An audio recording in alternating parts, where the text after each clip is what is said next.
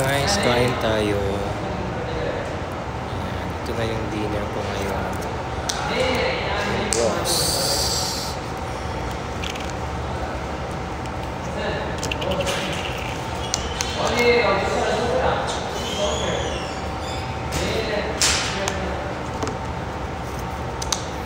Kain tayo ng bros, guys. Yan, fried chicken siya. Na mayroong rice, ayan, kalahating chicken, tsaka meron kubos na tinapay. Ayan, 22 reals na siya, guys. Almost 300 pesos sa Pinas. Busog ka na dito. Ayan.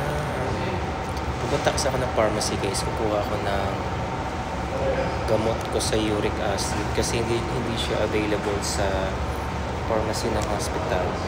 So ngayon, sa labas ako kukuha. Kasi mataas yung uric acid natin. Para hindi tayo rayumahin or magkaroon ng gout, kailangan natin puksain agad no, habang maaga pa. So, ito yung pinaka-paborito ko dito, guys. So, yung buo. Ang laki. Ayan pa siyang price. Tinapay. Good luck sa uric. Good luck na naman sa cholesterol ko.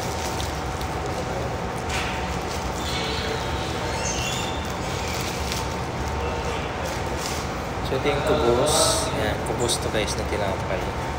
So, yung ginagawa ko dito, ayan, umitin ko lang. Tsaka, lagyan na, mainit pa kasi ang cross. Ayan. Tapos, lagyan ko ng rice. Tapos, sausaw ko sa ketchup at saka mayonnaise. Tayo kainin. Harap. Nag-iisa lang tayo ngayon, guys. So, kailangan natin matutong mag-isa. Kasi, minsan wala tayong kakampi. Sarili lang natin ang magiging kakampi natin pag malayo tayo sa ating mga pamilya or sa ibang lugar tayo. Kailangan natin lumaban.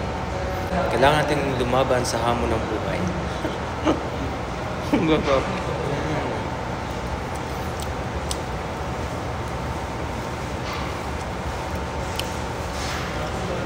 May free soft drinks na siya, guys. Yung 22 reals na to.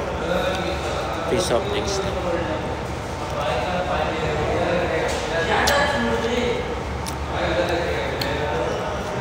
Solve na yung dinner ko ngayong gabi.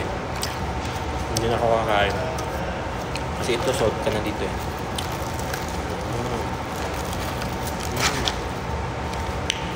Sarap. Sarap.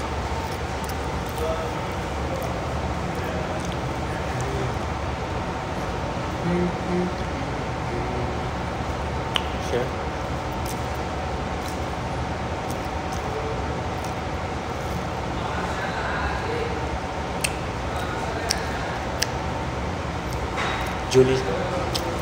Juicylicious ang chicken.